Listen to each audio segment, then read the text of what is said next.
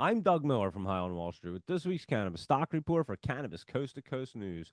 Big news out of Washington as President Trump confirmed this week that his administration is seriously considering rescheduling marijuana from Schedule 1 to Schedule 3 with a decision expected in the coming weeks.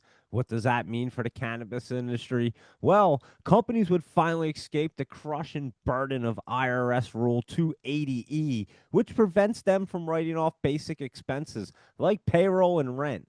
That alone could turn red ink into black for some of the largest MSOs so they can finally enjoy some green. On top of that, rescheduling would open the doors to banking, credit access, and institutional investment. Three things this industry's been waiting on for years. Investors are already reacting with cannabis stocks ripping higher on the news. Now, the big question is how do we trade it?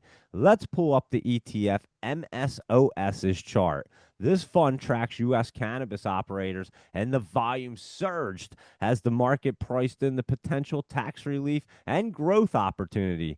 If Trump follows through, MSOS could have more room to run.